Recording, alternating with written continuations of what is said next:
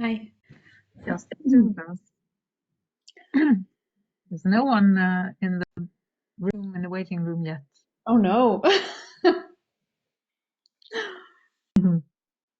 Well, we can have a good time together. That's true. And then the pressure is off.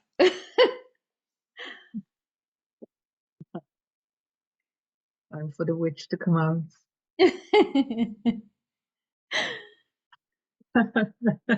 Yeah, it's every Wednesday. If you ever want to participate, it's It's online. yeah, Oh, wow. from 9 to 9:45. Ah, here they're coming. Hmm.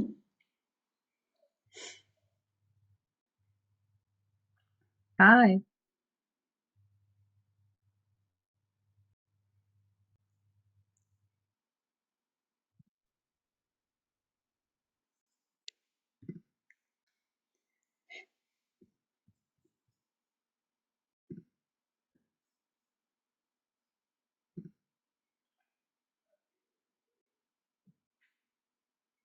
Okay.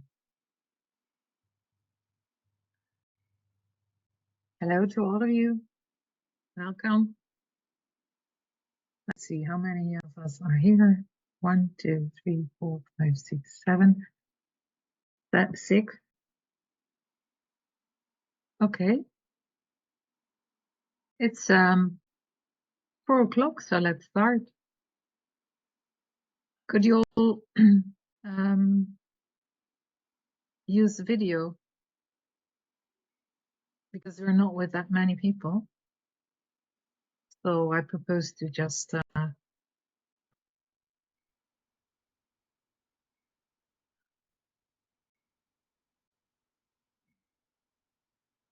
hello. Hi. Hey. Hello. Okay, welcome to this meeting. I think I'm going to start.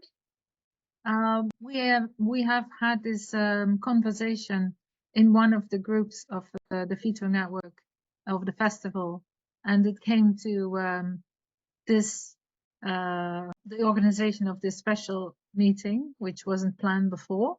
So I'm happy that that happened. Thank you for that. And I invited after that Maggie to join me because she was also a member of the PIMDI project. So the plan for today is that we gonna experience a bit of our imaginative dialogue work. And after that, I invite you to also share a bit of your practices.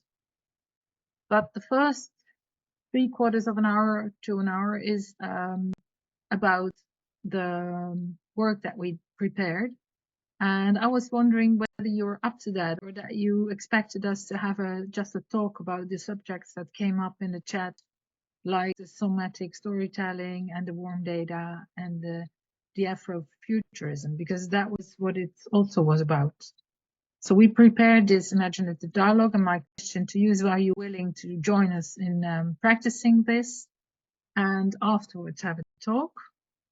Or do you have other expectations?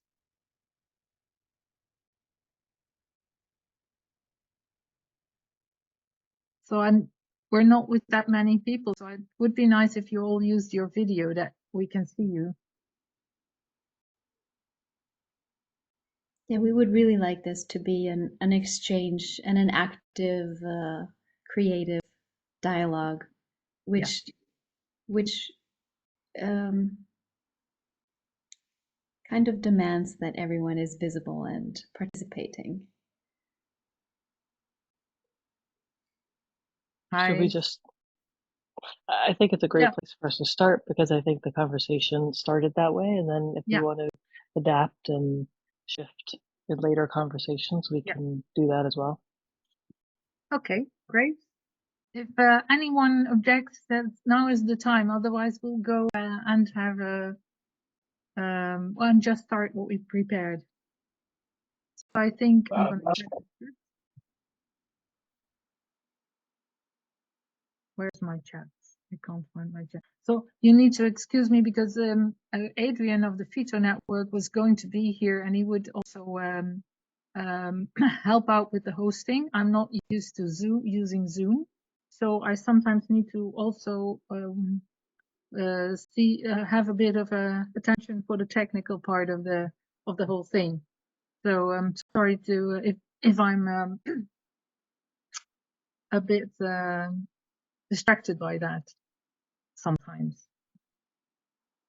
I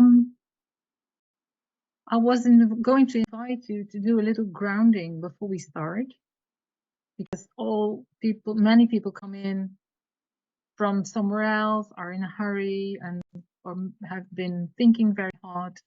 So I was hoping that we can get a bit into our bodies before we start doing these imaginative dialogues. So maybe if you could go and sit straight with your feet on the floor,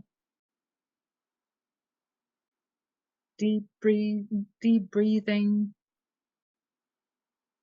in the belly. And there's this little point under your feet that you can feel down into the earth. Like you can open this spot in the middle under your foot as a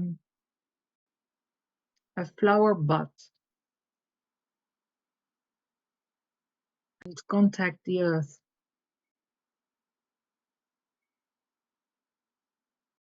And feel its energy streaming up into your legs while you keep breathing.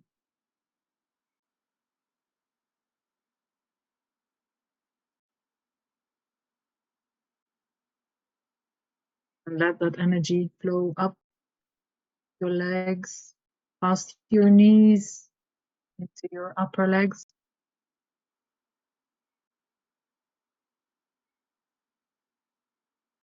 Up your spine.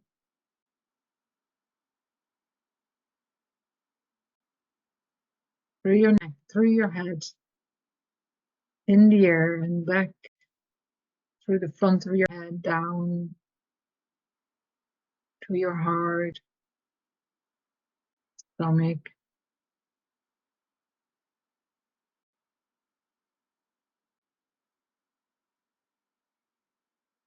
Keep breathing.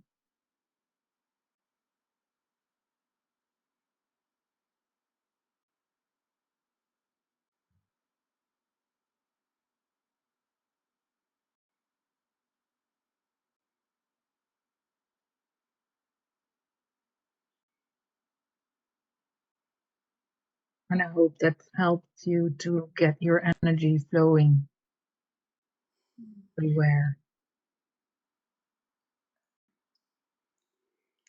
Okay, then we will continue with the check-in, and it would be great if you could turn your camera on because it's a visual check-in. We can do it simultaneously. So if you take your right hand or whatever hand is on the right side of your screen, and you can use it as kind of like a scale to measure or to show like the measurement of your energy level. So if you have a lot of energy, it's like way up here, and if you're like, oh, low energy, it could be down here, and maybe you're somewhere in the middle. Or maybe it's even like fluctuating. And then with the other hand, you could have your emotions. Like, I don't know, if you're super happy, you could be here, or if you're, yeah, I don't know. And it seems like people are doing very well. That's great. And then we could keep going with this expressiveness of the hands. So keep your hands visible, and we're turning it into a creative, imaginative dialogue with the hands. You could be your hands talking to each other, or you could, I don't know, frame yourself in the camera, or if you want to be out of view, or you can watch other people, what they're doing with their hands for inspiration. and just explore what are the possibilities in this box. You can also go out of the frame and let your hands make a surprise.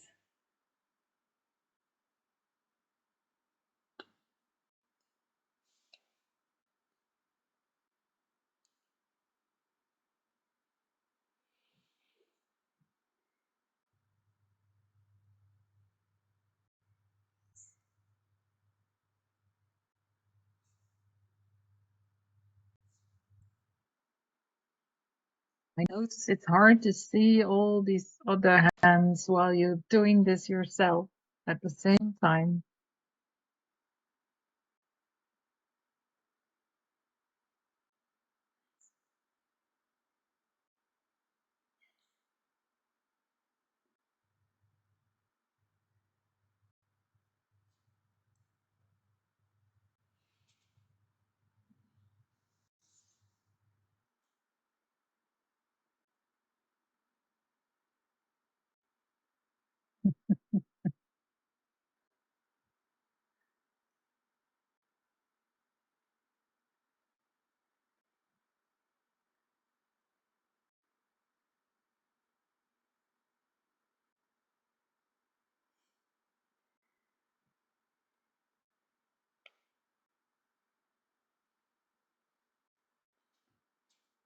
And then we can, you can keep going with the hands, but we'll add another element of filtering. Yes, exactly. The glasses could be, you could create a change in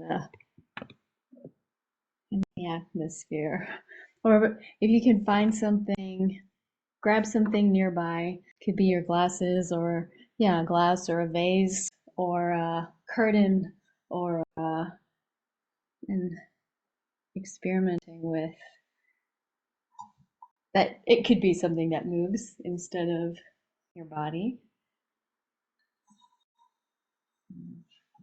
I'm not sure. We don't have to worry too much about what it expresses. Just playing around with how it changes the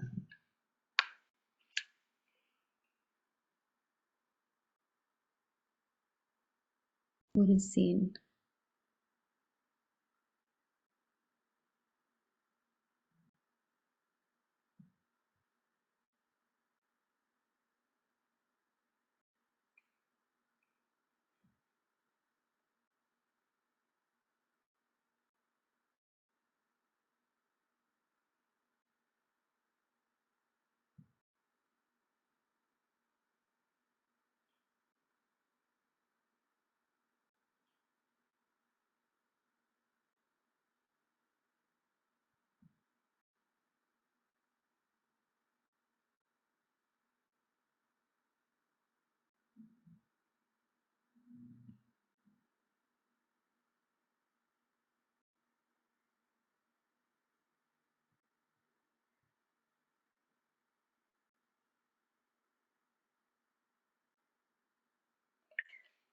And then we'll move on to exploring how can we change our background.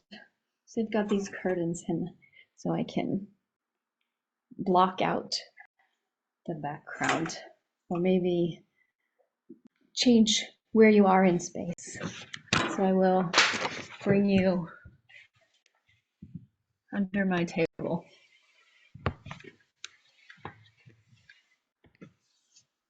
Yes. Or make a pillow fort or a blanket fort. So we can be under here together.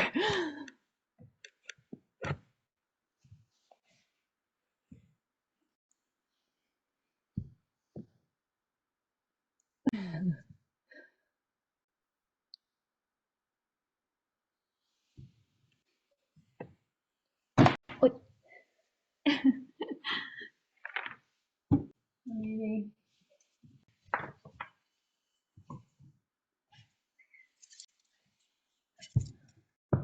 create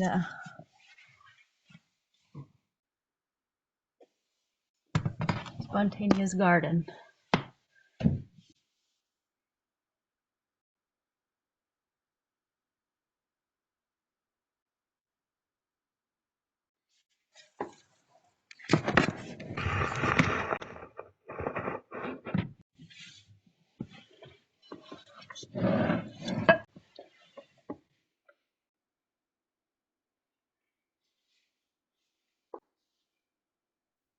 I love your garden, Maggie. Thank you.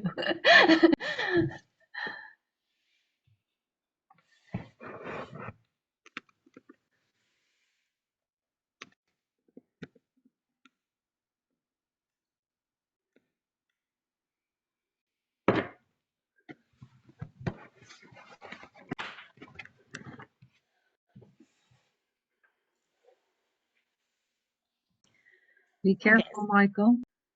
Driving.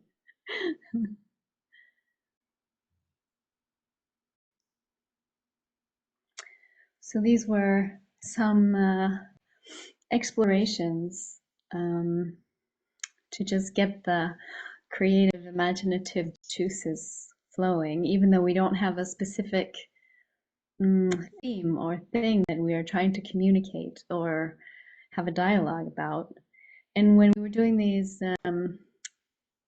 PIMD, Pedagogy of the Imaginative Dialogue, it often started as a Socratic dialogue. So we didn't have a specific problem that we were going to discuss. It kind of just emerged. So maybe also from doing these, trying to figure out what your hands are expressing, you're realizing that, oh, it's about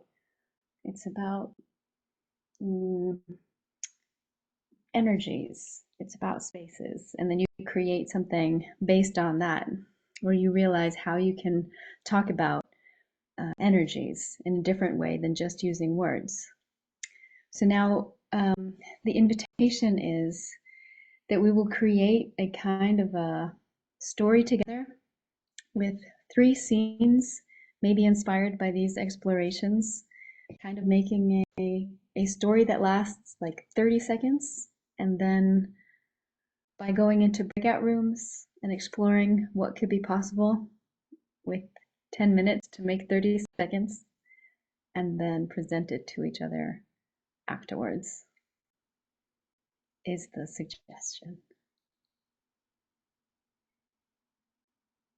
How do you feel about this? Are you okay with that? So we'll split up in groups of 3, and it might happen that you get into with Michael into the car, for example, or maybe you get into the Vito's Phantom note taker. You need to get back to me because I need to give you another group then. But it will be with 3 people, and you can talk. You don't need to be quiet as now, and you can just create a story which is maybe about something that you want to express with these kind of imaginative gestures or whatever you want to use. So if you're okay with that, I'm gonna go and make some breakout rooms for all of you. Oh, we have it. I finally found the chat. Okay.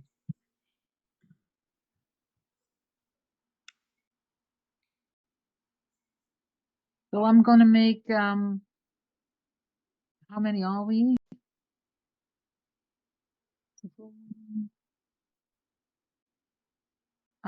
4 rooms, and you'll be with 3 or 4 people. So hopefully someone who has the note taker in their room will not be bothered with that.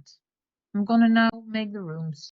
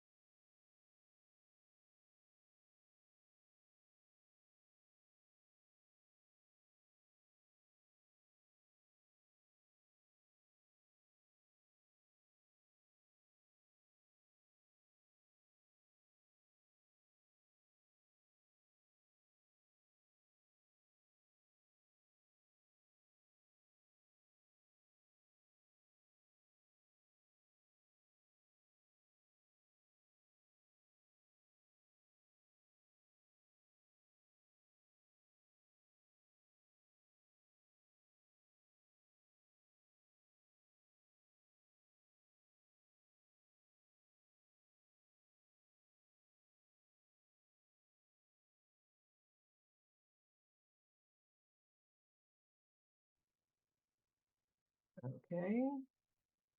Hello? Well, that's the note taker. Okay. No, can I go back to my room?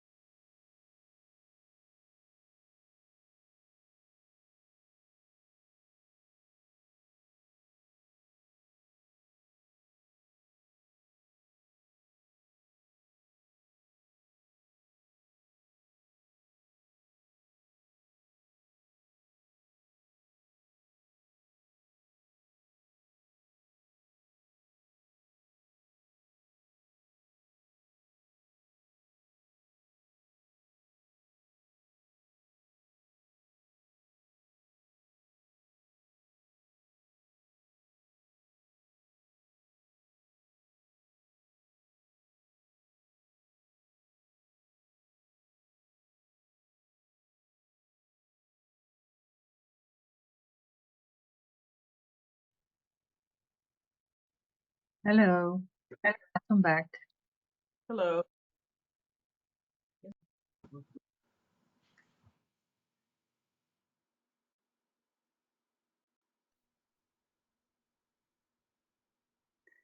Kadi, we're here. We're just hiding. Ah, you're hiding. Okay. Yeah, no, I you're see here. that. So you So, want over here. Maybe so we can start if you want to yeah, explain how we use the video. it's good. It's okay. I will ask if all other people that are not in your group can put off the video so that we can only see the people in Maggie's group. So I think that's Tony, Roberto, and Maggie. And also, if you put your video settings to that you can only see the people who have their video on. I mean, there's this option to hide participants that don't have their camera on if you Okay. only want to have the three of us on screen. Okay, but it's not really important, but I can't find it. Oh, wait, there's someone in the waiting room. oh. I wouldn't know where to see, where to. Okay, it's not important. Just Don't worry. right. Michael is back.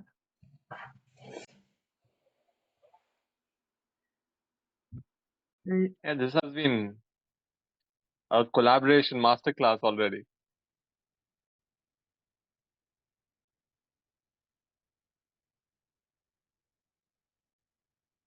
Okay. Shall we start? Now we're starting. Or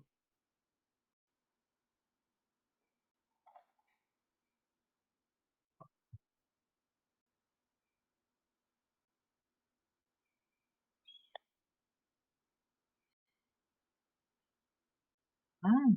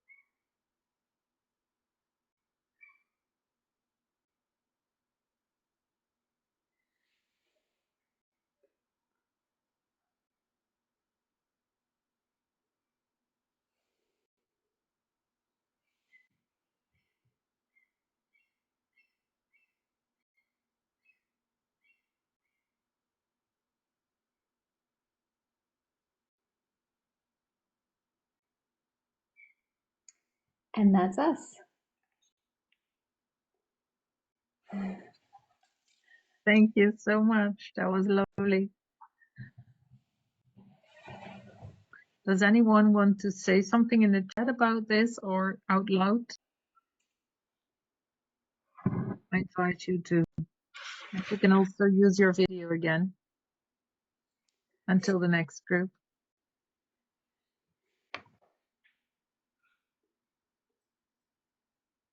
Hi. So I think I missed the first 10 minutes, so I wasn't exactly sure what we're supposed to communicate as a story. So I have absolutely no clue what I just saw, even though that was beautiful. So what did I just see? A tryout for an imaginative dialogue with three people that prepared a little story without that goes without talking. And I think part of what is interesting is what you can gather from it without it being The plot? a very, huh?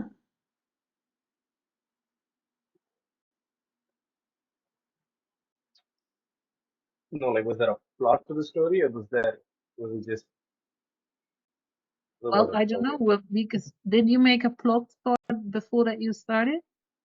Before you started making it, or just improvised? Maggie? Well, We had no idea what this. No, things no one. just happen. No. We So start talking. maybe to explain, because you were late. So we had breakout rooms with 3 to 4 people who were making a little story of about 30 seconds with at least 3 scenes without talking, and using imagination and stuff around them to make this little story. So, and they just performed this story to show us what they prepared. And now it's up to us to see if we got something from that.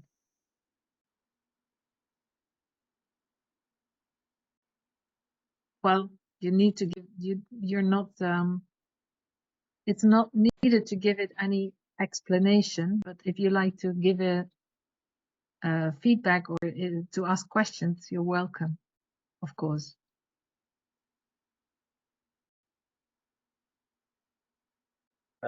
Roberto, what was the significance of the shell? It looked like a tortoise shell that you were using.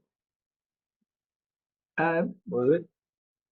I don't think it has a significance, or we didn't intend it.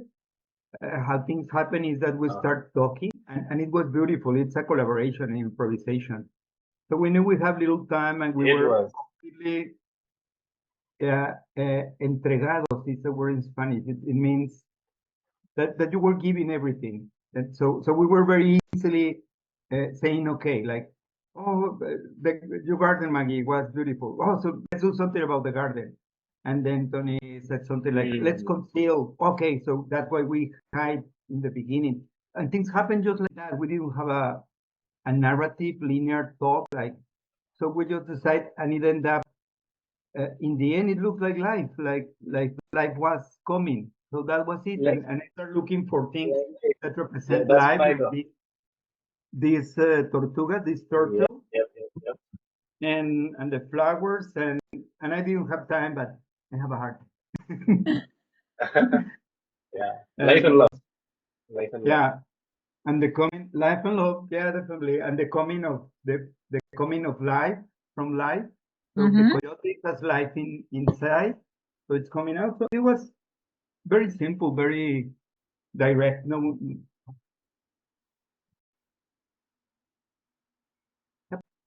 Thank you. Interesting. Has something come out of another group that needs to be shown? We had in our group, we had limitations because one was in a car, one was couldn't do make not lots of sound, because you tried to do something with sound, but it didn't work completely because we well, it didn't work. So was there any other group that came up with some little story that needs to be shown or wants to be shown or heard? Let's do it. Well, we can do Let's do it. ours. I mean, we can do ours if the group wants to. Okay, I'll put off my video so that you that we can only see you, and if everyone does that, we can see who's part of it. It's not long, So so. it's Leslie, it's Sound of Shashank? World, okay, And Sound of World nice. and me. I'm loving Okay, Slovenia. the floor is yours. So let's start.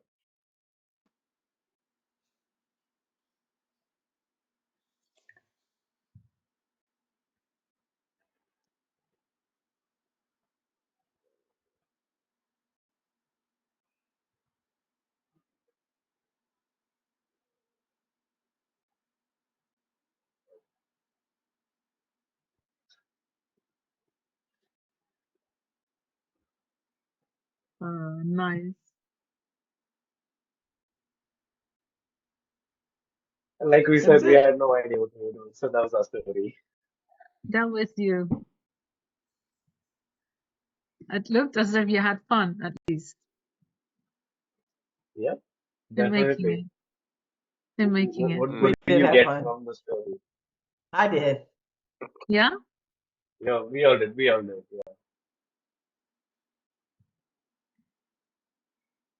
Could you tell something about the experience of making it? So I think that context that we were working was idea that we were working with was confusion, and how do you express confusion in however shape or form you can, and then by the end of it, how do you translate confusion to clarity? So Okay.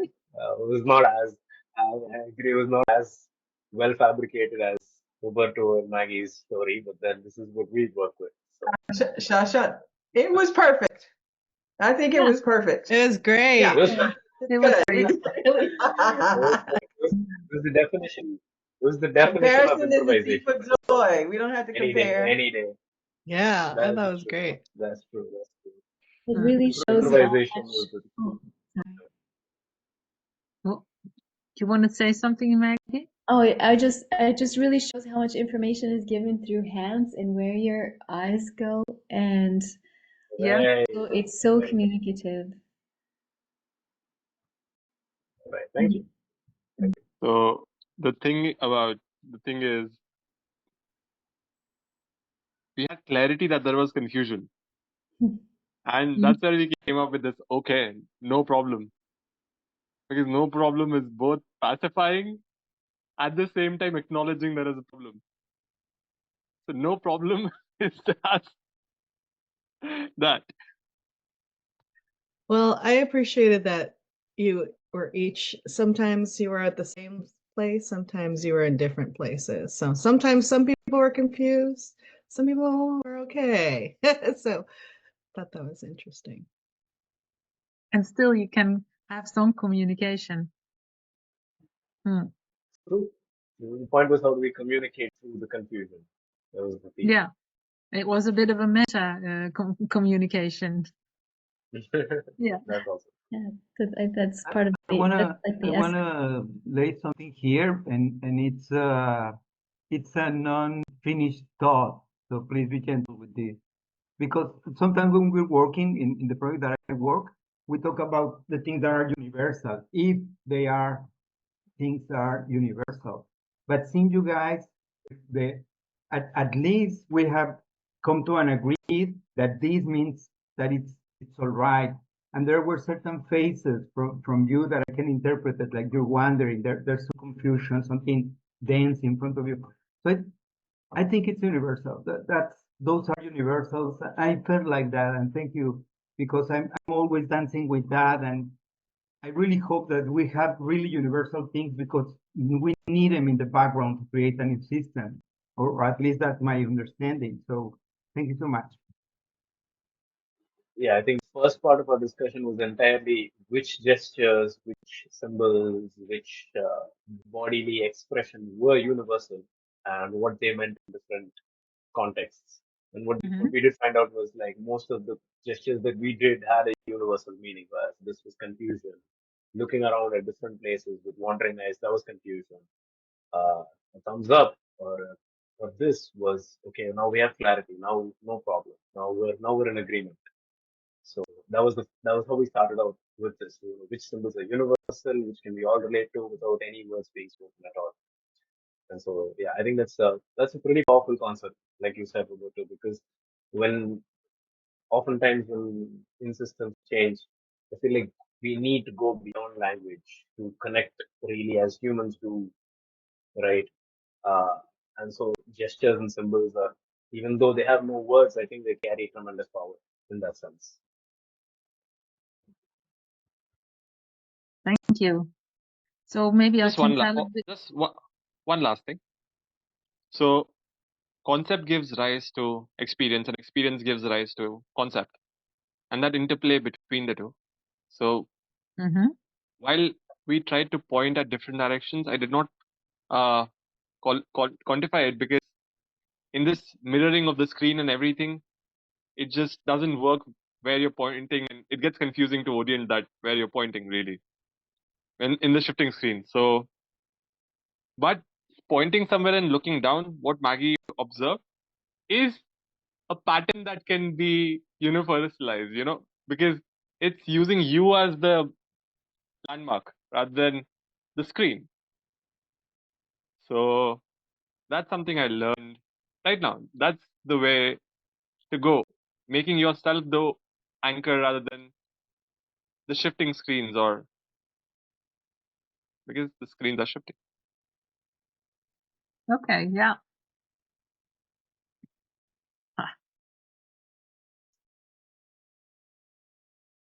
I was going to say, maybe I can tell a bit about why we don't have any results, because we had also a lot of questions about what it is that we are trying to do here, Maggie. So in hindsight, I explain a bit of why we came to this PIMD idea of imaginative dialogue and the pedagogy around it. So what we're trying to do is to use imagination, but also the rest of the body, so that the knowledge in the head is not the only knowledge that we use. And by using the arts and getting the arts in between before talking, we try to get other information, and also information that you weren't aware about of, and also ways to hold on judgment about the situation and people that you're with. So by creating together, you need to put in a lot of other stuff of yourself, and also hold on to, before, if you go into a conversation, you might easily tend to say, I'm not agreeing, or you start to discuss. And when you use these kind of imaginative ways of communicating, that's hard, that's much more hard. So and then also by creating together, you step over all kinds of barriers that you maybe normally wouldn't in that. But others, of course, feel it as a barrier to be imaginative or to make expressions with people that I have never talked to, because we didn't start talking. So you didn't know each other. Some of you came in late and didn't even know what it was about. So thank you for participating in that. I can imagine that that you have questions about why we do this.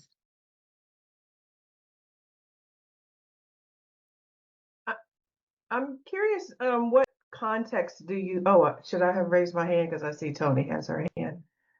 You want to go? What context do you use this in? What types of dialogue, or what types of subject? And how do you prep your participants for this particular way of engaging with each other? Because we're so used to, right, the intellect. So I'm really curious about that. Maggie, you wanna take this? I think that is one of the things that we actually would like to discuss here. Where can you use this, and what is the potential of doing this? When we were doing this, when we were in the research group, we would use this as a way to create workshops, and then we would share the workshops with elderly, with youth in art classes, so we were kind of creating kind of workshops or classes that they would join. And then in the context of joining a workshop, then you're more open to join an exercise or to experiment with these kind of things in the setting of a kind of a workshop.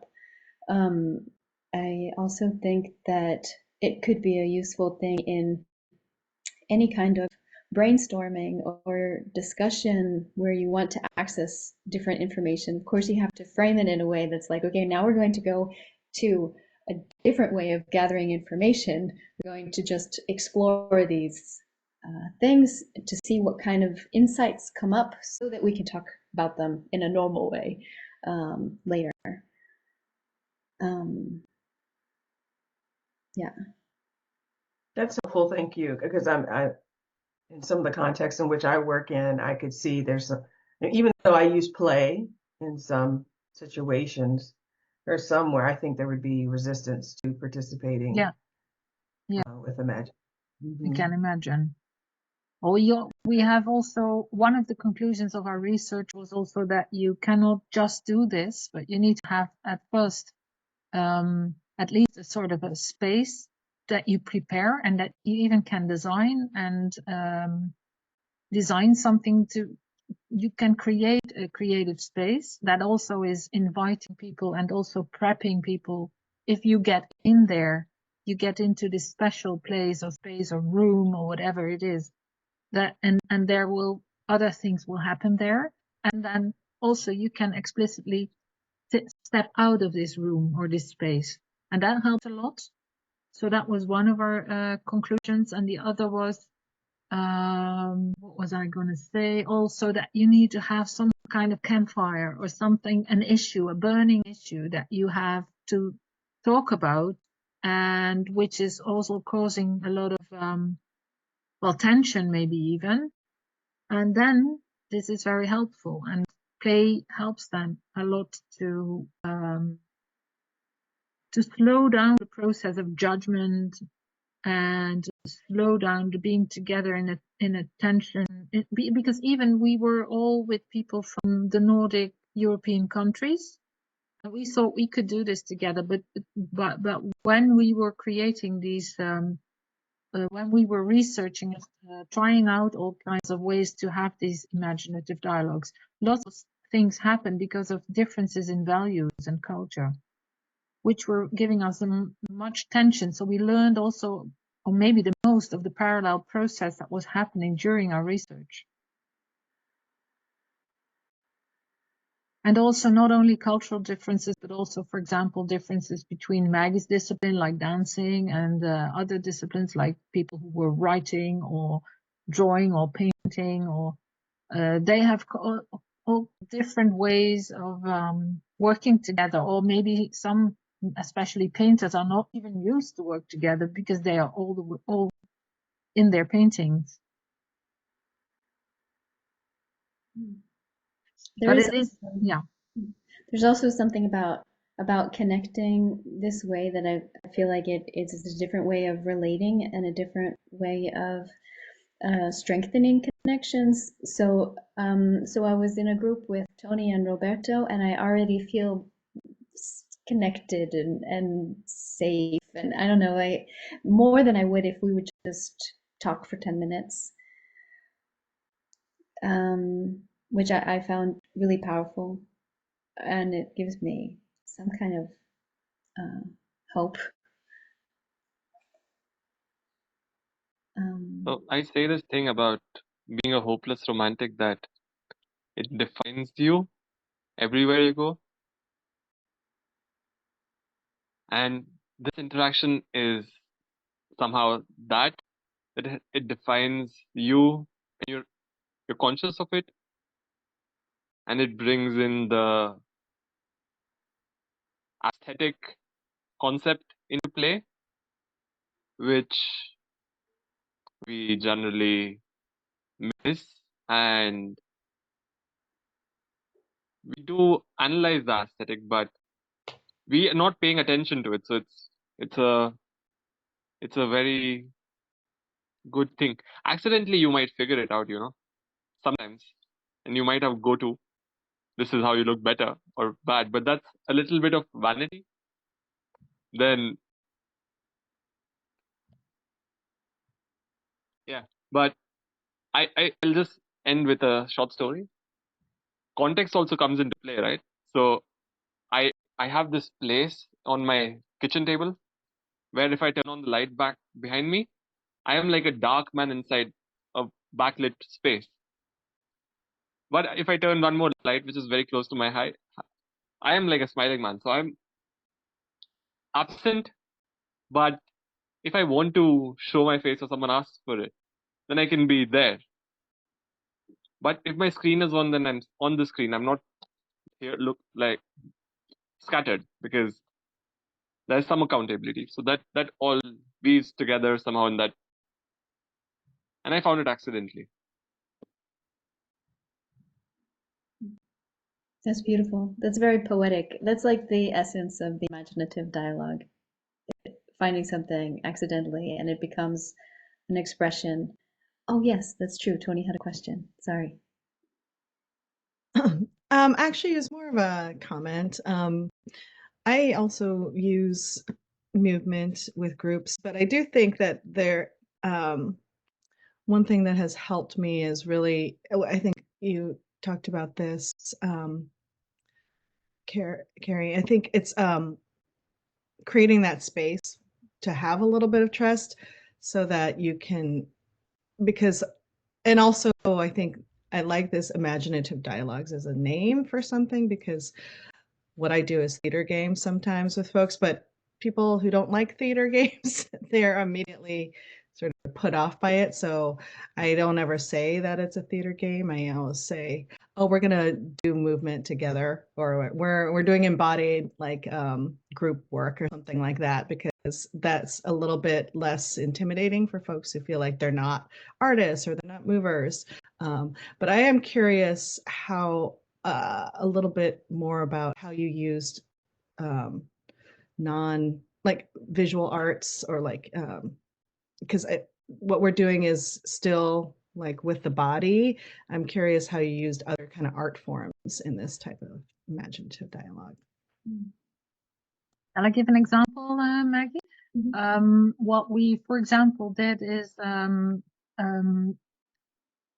you have couples of people that are going to draw, and one is telling about their home, the place where they feel at home. It can be everything, can be literally their home, or just a place that they were as a child or whatever. And they just describe that, and the other is painting or drawing this place.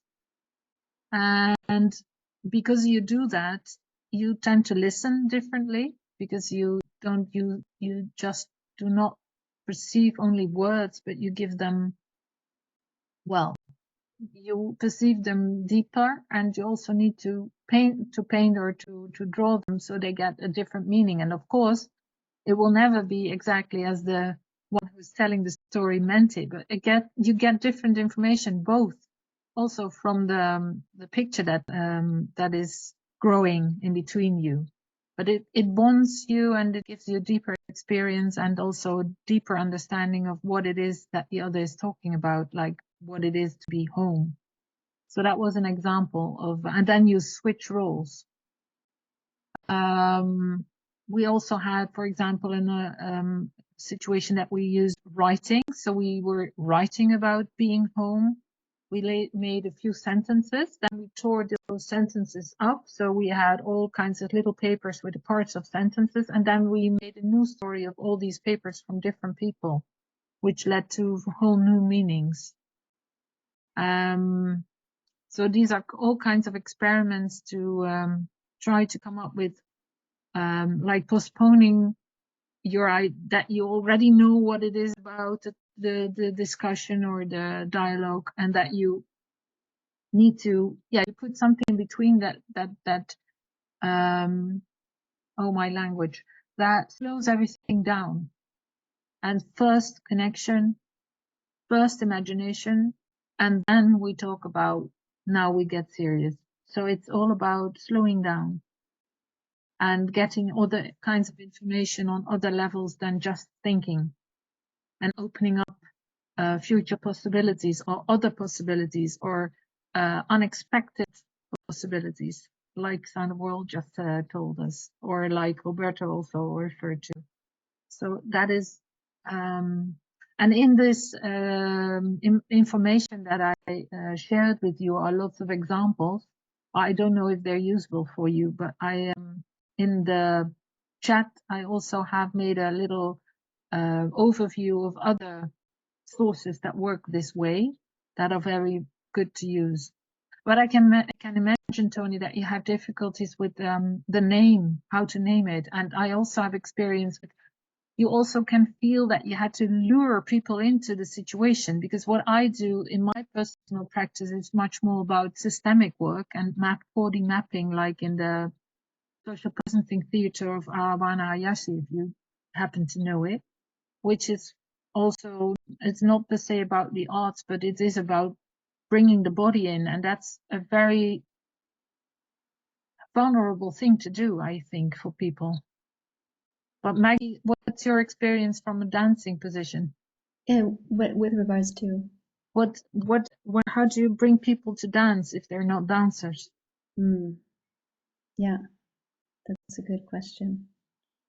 I feel like the word dance is kind of loaded, and you have like so calling it movement or calling it embodiment or some kind of other exploration and really, really toning it down, like simplifying or making it more subtle or starting with things that you already do, like just walking in different patterns instead of doing a lot of things that are very unusual. I feel like that is a good entryway, but also using the imagination, because if you're suddenly trying to be a bubble that bursts, you're thinking more about what you're expressing than how you're supposed to move,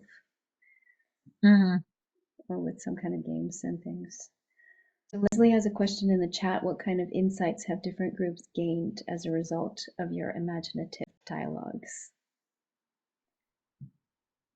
Did you I'm curious because I something one of you said made me think of it, so I wanted to put it in the chat before I forgot. But I'm really curious. Like you've said a couple of times that there's information that's from the process. So I'm really curious, like what kinds of specific insights have you?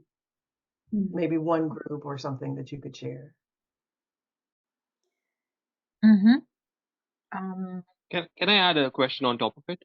Yeah. You might choose to. So how do you? I think you people are trained in warm data. At least one of you, or not? What are we? Warm data? Warm data? No. I haven't heard. Yes. Oh yeah, heard that's this. not one of us. I haven't heard of this. That was something before. someone else. I'm sure it's something that I'd be interested in, though, but I don't know what it is. It's something really, really cool. But so I'll not ask the question because it will just compound it in the wrong way. Well, let's first go back to your question, Leslie. What kinds of insights? I think that many of these insights are not in the head as much as in the body. That's the first thing I think I need to say. It's more like awareness of, for example, group dynamics, or awareness of vulnerability, or awareness of boundaries, awareness of braveness and safety, or the lack of it. But and that comes up earlier than in this way of working than when you would have the same feelings but just talk, because you easily talk over them and they don't come up, they don't come above the table.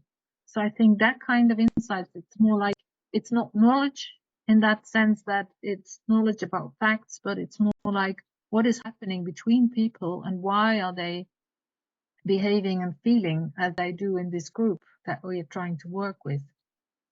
And some of us have also developed literally a way to make this connection between people visible. For example, we had this group of elderly people that couldn't walk or stand, so they sat, and we had this wall, the ball of wool, and we just spread the threads through the room, and everyone needed to hold on to this thread.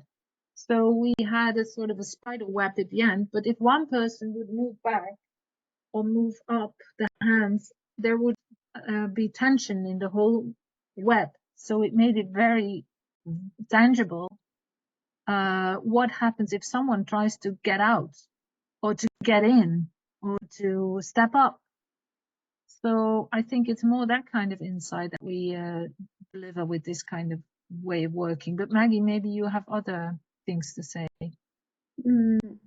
Well, I mean, I would be interested in the kind of metric to measure what kind of insights come out of it, or what kind of results it actually appear. I feel like you notice the way people respond in the group, that it's different than the way that you respond in everyday life, which I feel like that means that something is shifting. But I think that it's often actually innate wisdom, and it's things that we actually know but that are blocked or that are censored or that are forgotten.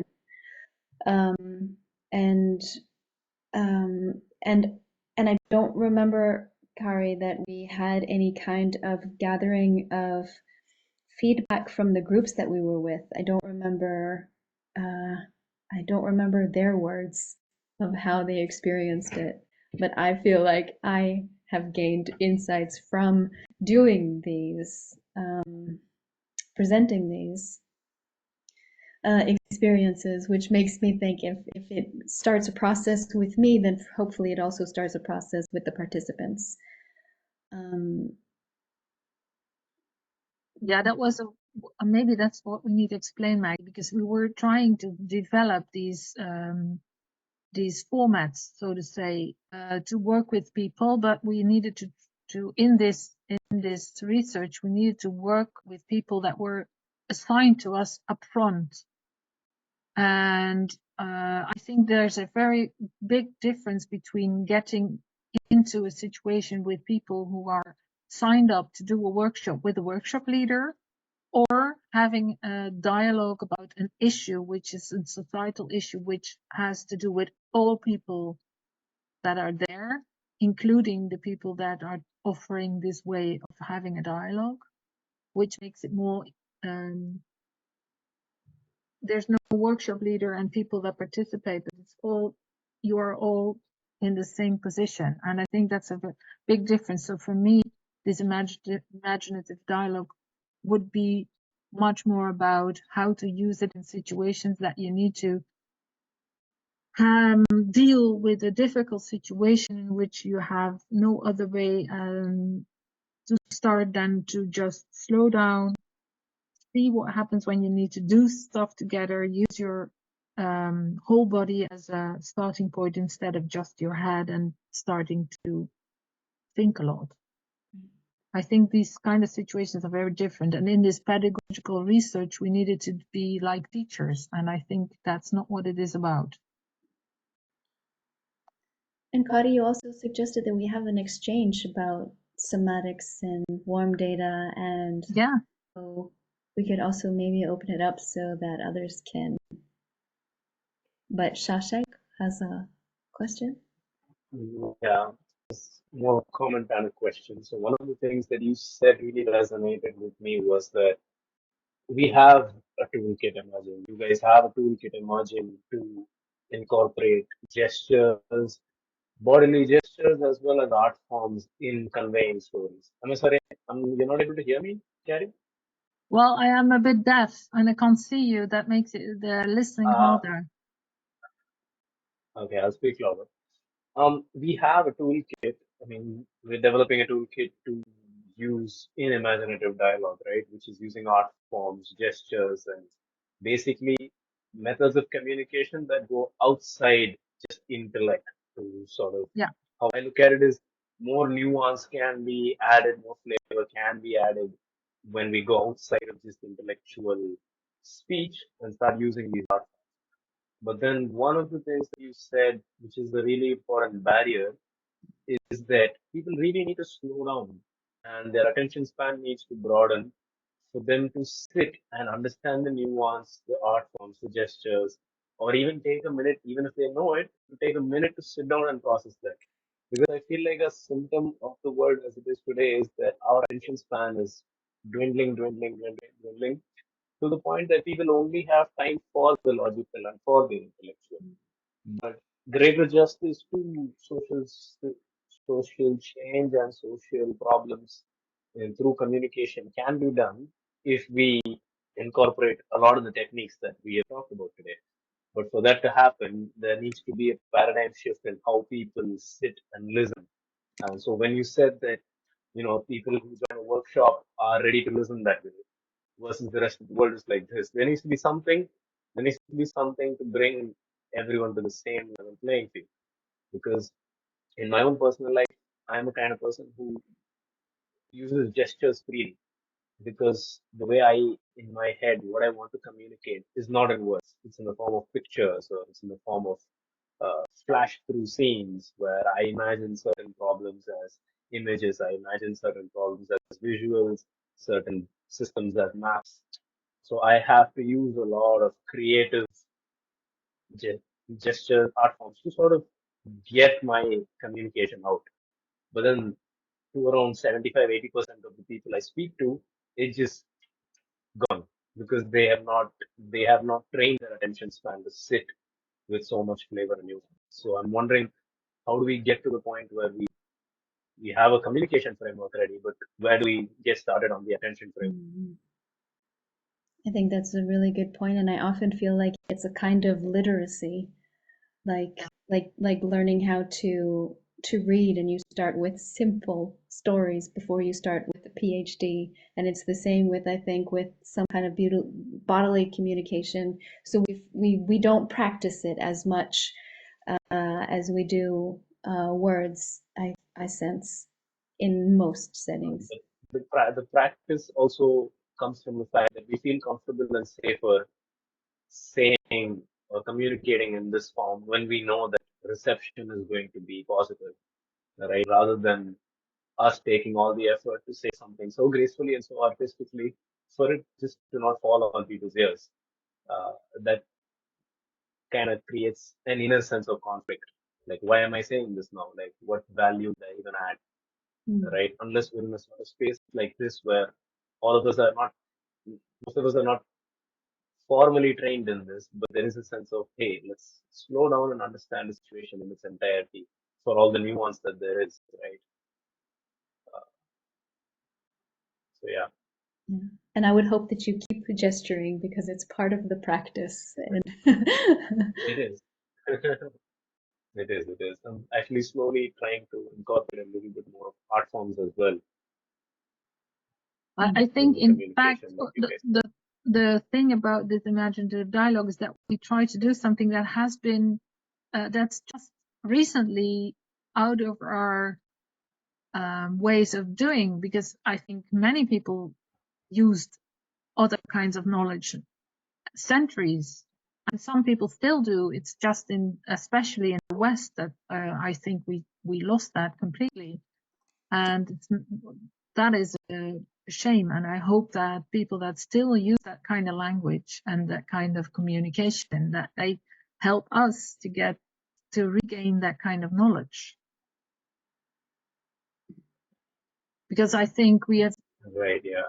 Yeah, I tend to, for example, also explain to people, maybe that's also helpful, Tony, that if you have, for example, if you're in the academics, you're mostly like a tiger. You have a goal and you need results, and you have your eyes on the ball and you just go for that, like analytic and with a goal, and anything else can go. While if you are a goat and you live in this herd, you need to be aware the whole day, 360 degrees around you, what's happening over there, and you have no eyes in your back. So you need to feel with your whole body what's happening, and you need to be aware of the rest of the herd. And I think that kind of ways of getting information and that ability, you need to get that back.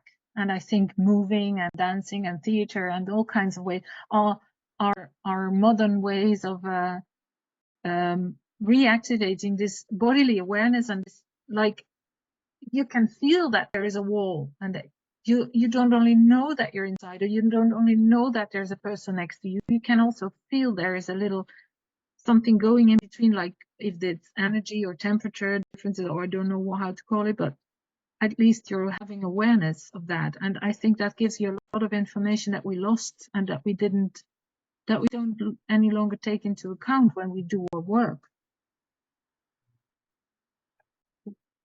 Could I add just a little bit there? I don't know how much time we have, but I'm appreciating this conversation, and then also Tony's comment in the chat around agreements. I also use those. And so while I understand in these kind of small group settings, we can create kind of this place where people are okay being vulnerable.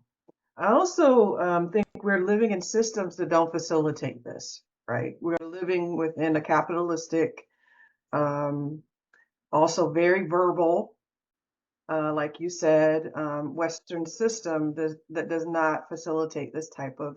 But I'm hopeful because I think about what's happening here in the States and then globally, this push to get more in our bodies from a variety of ways, from the arts, from writing. And so I think it would also be helpful if we had systems that also worked this way, right? So it's one thing that we can do as individuals, but how do we create a system where this is just the way we engage with each other? Because one of the things I appreciated about being in our group is that I hate when people ask me what I do for work. It's because I feel like they're always trying to make judgments about what I do. How did I do it? I mean, and I think that it happens so much in places where it has nothing to do with my work that it's exhausting. And in ways, I think it's dehumanizing because I become a thing, an object, right?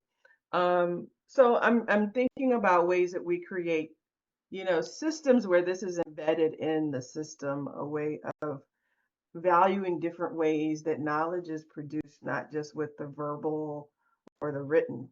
That I think in some cultures is valued in ways that it's not in predominantly Western society.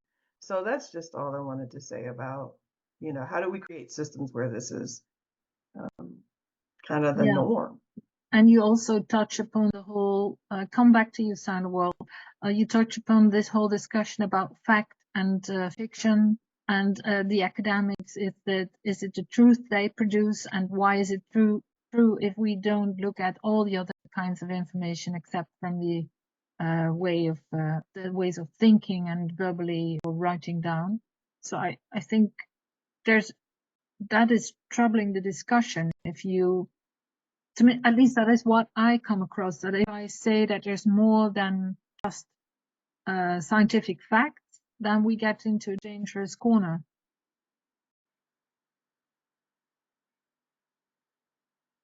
So how do you know it's true that I feel something? So, sound of world, SOW. So I have to say something that is very important. That I found this word regeneration by myself. It might be part of the zeitgeist, but I found it through my own need. And I think you found the word warm data by your own need. But it is such a big part of the zeitgeist and you don't know about it. So I have to tell you a story.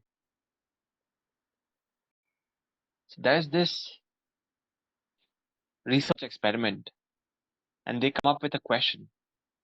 How do systems get stuck?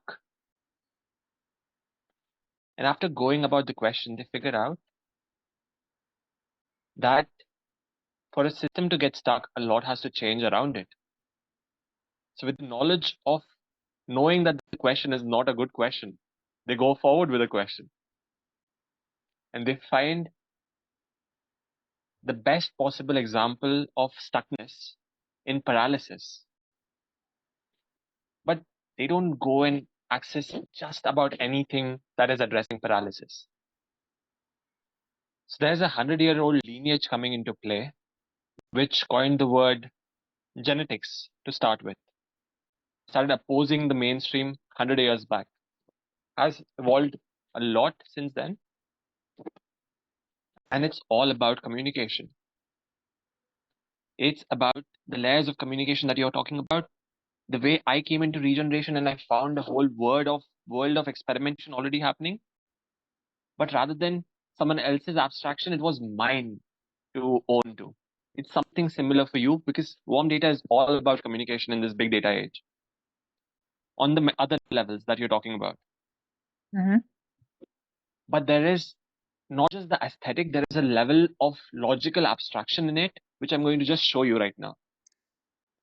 So there is a person who has paralysis on one side of his body because of stroke. So now the hospital is in Italy and they don't treat his left hand side, which is paralyzed. They ask him, what would it feel like to take your hand about a spiral carved in wood? What would it feel like? And they make them articulate it. Then they take their right hand, put it on that. Don't make them do it. They put it on the spiral and make it go the spiral on the wood. And then they put the hand down and they ask them, what was the difference? Not what it felt like. What was the difference? Mm-hmm. The multiple levels of communication that is happening inside me. Where is the learning happening here? In my past understanding, in my present experience, or my articulation of it? This level of reworking the process that is my cognitive capacity. I want to move my hand. I just move it. But there is a level of sophistication in this question. What is the difference? Rather than what was the experience. That just unlocks another level of potentiality of unlocking. Yeah. So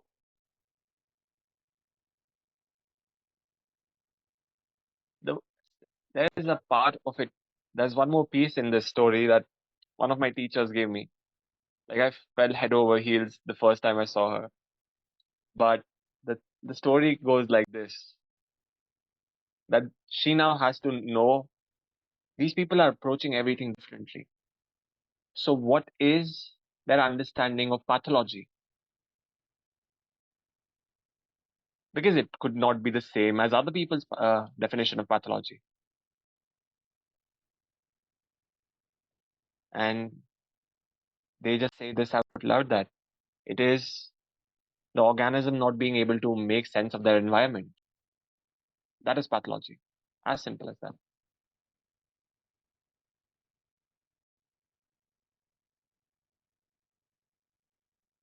There is a lab in about 2 hours, and you will be able to experience this and more. And whatever conversation happened here can be taken to another level in there. I'll tell you, it will happen. It's designed in such a way, Shashank, like you were speaking and Leslie was speaking, that it becomes unhindered. 100 conversations can happen together, and they will inform each other, but it's about me learning from you, you learning from me, and that transposition that happens. It's just wonderful. So if some of you can join, that would be amazing. Is that your the meet up that you put in the chat? Yes, that is. Yeah, thank you. Maybe it's all 5 minutes, and then we finish here. So, is there anything that needs to be said or shared to before we go? At least I want to say thank you to all of you who haven't left yet. That you stayed with us, and that you kept that we got into this conversation.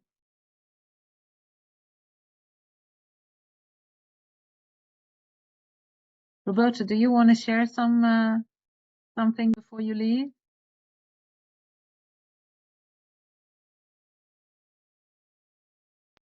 Yeah, maybe hold on a second. I'm cooking. You're cooking. Shashank, you want to share? No, just very grateful that we have the space and the time to conduct something like this, where we all took the time to give everyone else the attention to tell their stories and the nuance and the flavor that it should have been listened to, but maybe they didn't have a place where it could be listened to. So I'm just grateful for that. Okay. And Tony, you want to share something before you leave? No, I just appreciate this conversation. And I will look forward to diving in deeper on the imaginative dialogue. I think one thing that I related to, which is not exactly what we've been talking about, but it's something I'm very interested at the moment, is around imagining the future. And I think this is a tool in that, but I think, yeah, so I'm curious to kind of see how I can put more of that together. So Yeah. thank you. That's also a bit my field because I'm in architecture and urbanism, and that's what we all do all the time. Very cool. Yeah, I can, if you want to, I can also send you a link of some people I know that are very much into that, and also paradigm shifts in thinking about future. Yeah, that would be great. Maybe on our WhatsApp, we can continue to share resources because I have a few books that I've been reading that have been very enlightening. So, if you guys and I'm put that happy on that the we group, I didn't. think it would be benefiting everyone. Whatever resources that you're talking about, if you can put it for the benefit of everybody, I think that would be helpful. Yeah. And also, I'm happy that we didn't get into a discussion about the difference between somatic and senses and whatever, because it's not about that. It's about how we all try to get to open up, to put to kind of a new potential, to create it, to get it out there, to yeah. And I would Roberta, be are you bold finished enough. cooking? I would be bold enough to ask you to ask for a thread, a WhatsApp group for yourself rather than an open thread, because what you're doing is very emergent and it might need a protective cocoon for a rather than an open space to bring it all together. Maybe we can open it and we can see what happens. I'm open to that. So to stay sharing our experiences, and also this question of Tony, how to bring it into a group which is not ready to work in this way. I have dealt with that same question. Yeah. Not to Roberto. Oh, thank you. I'm just very gratified to be here. It felt very, very nice, the whole session. And I just get a lot of questions in my mind. I was looking for some ideas to develop in small groups, and I have plenty of ideas to cook over here. So thank you so much for this. Good. There's also someone, Wardlow, who's if it is there but not. Yeah. Do you want to share something from listening to all this? I guess part of my interest was in was around language, and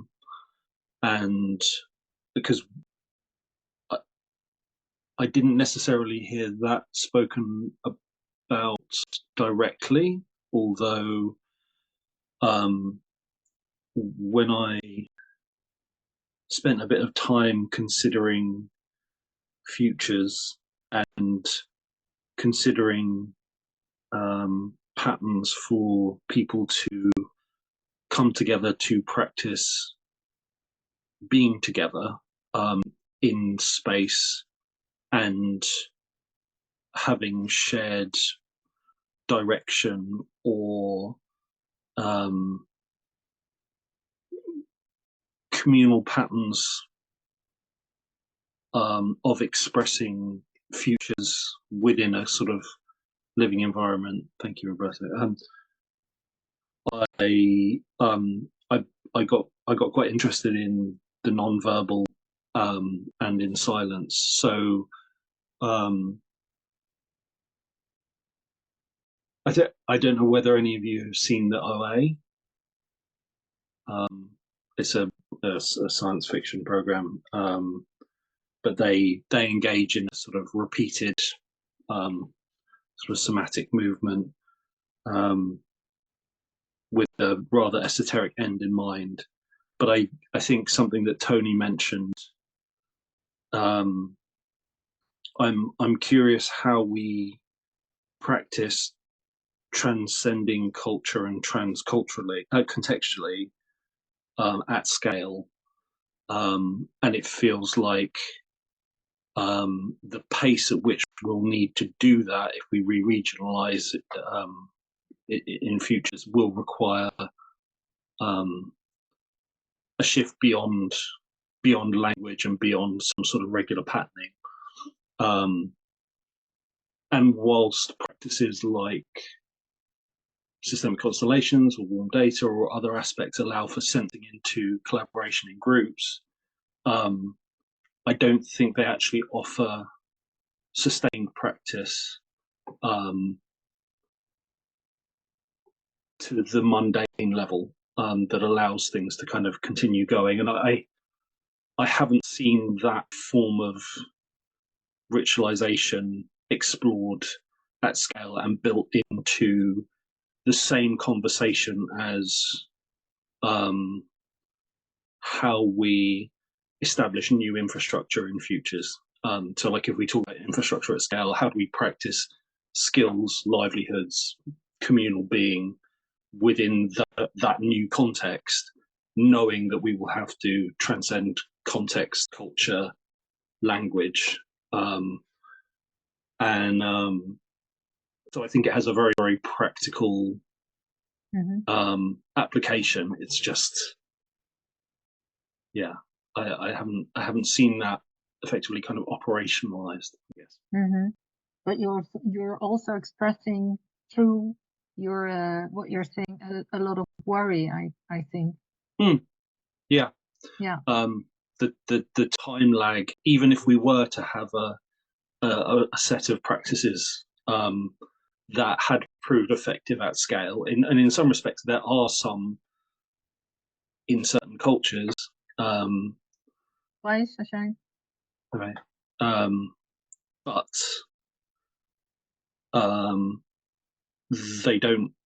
they aren't completely transcultural, and so the time to sort of offer that synergy and to ultimately go back over disembodiment that's caused through, whether you look at it as Augustinian or whatever, that has separated.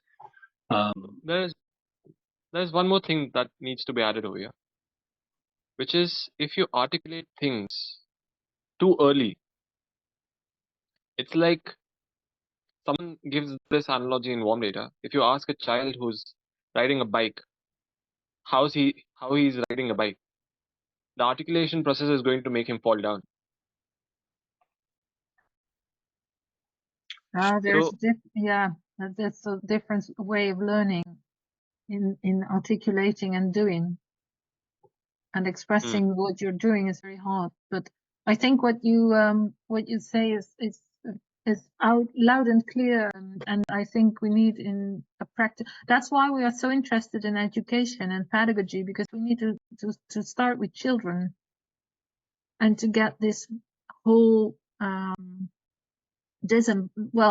actually you're talking about this disconnection that's underlying everything, and this disconnection within people and between people and systems and between systems and between the world and systems.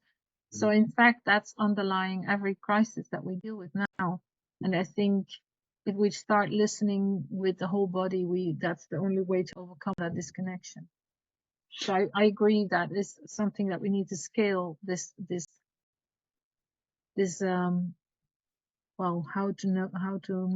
to call it. And if I can just introduce sort of a small lens as you proceed in the work, because I feel like you will undoubtedly encounter this if you haven't already.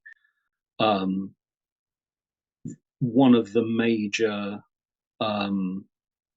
reference points when people seem to be looking at pattern languages and sort of somatic practices at scale seems to reference agrarian practices, as in like working with land, working with seasons and those forms of rhythm, which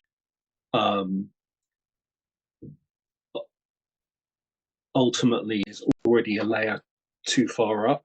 And so sort of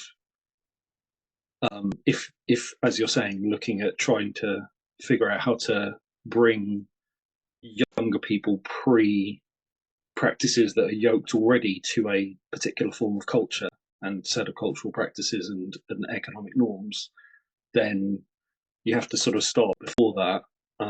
And yet a lot of the conversation seems to start up here of like, oh, let's get people out harvesting and living by the seasons and living by whatever again, which already feels like too far away. I'm not suggesting that you're starting there, but I think that the discourse seems to start there. Yeah. Yeah. I think what we've seen as well in the chat about imaginative dialogues, as well as in today, is that we have a lot of issues that are interconnected, and we are still figuring out how everything is connected and is what is the core of all this. And I think that's the difficulty, and also to bring together all the different languages and words and terminology that we use.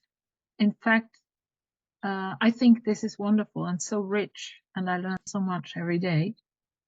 So Maggie, any last words from you? Because we're over the time already, 8 minutes. Oh, I would also like to say thank you to the people who already left also, and for your active participation. And when it comes to language, I think that it is the moment I try to say something in a more poetic way, in a more imaginative way than words that I have learned or read or been indoctrinated with, then I notice a challenge of change in my thinking, and and I think that is also part of the imaginative dialogue and the process that we have to go through to change the systems to access different information. So there's something about this, a challenge of poetry in the imaginativeness. And patterns is an important word in this. And changing or shifting patterns or disturbing patterns, or at least making them visible. And I think maybe Wolo, you also could have a look at the practice of systemic work. Do you know that? Maybe, but I'm not sure what you're referring to directly. Well, it's like the Bert Hellinger work. Yeah. Systemic constellations. But it's not only about constellations. That's part of it. Is a way to work with it, but it's more. There's more theory around it. But it's also very interesting because it's also about patterns, making them visible, not talking about them, but feeling them, and opening up to this somatic way of experiencing. And it can be very effective as an intervention. But I think if we could all have a little of this systemic literacy, we also would see a change in the world, because what it shows is that no one is individually independent from all others. We are all dependent, and if one person in the whole system is shifting, all the others are shifting. So thank you for this shift that we went through together today, and for hanging in this long. I will make a WhatsApp group for this topic, which is apart from Phyto Network. That was the question, wasn't it? And if you want to join, let me know in the Phyto chat. Okay. Thank you so much. Yeah. Thank you guys for organizing this.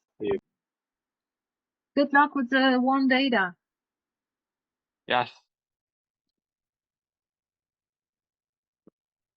You're a very beautiful soul. Thank you. Welcome, and go on, because you're so intelligent. I feel you're so intelligent.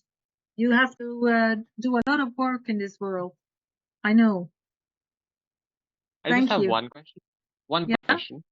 Yeah. Which is on the topic of urban planning. Are you somehow connected to Regenesis? No. It's just I'm just opening up to this whole regenerative world of ideas and etc. But I'm not connected. No. There's so much connection to do. I'm just so curious about you. I don't know anything about you, but I'm walking the same path as you. Oh, that's nice. But it's just like you say. it is that many people at the same time are walking the same path without knowing, but it's still happening. And some way you will find each other. So Yes. it happens. So that's thanks to Pluto. Have a beautiful day. Good luck, and keep me informed about this regenerative world. I will. Okay, So good. this is my pursuit, to have 1 foot in idealism, 1 foot in materialism, and be able to work both of them. If you can do that, you're on top of it, because that's what it is about, isn't it? It is about this bridge that you need to make between these old and these new worlds, and if you can keep the stuff together while doing that, I'm not that good at it. I'm always ahead too far. I'm pretty darn close now. Very, very close. Good. Keep up doing that. Yeah. Bye. See you soon. Bye bye. Bye.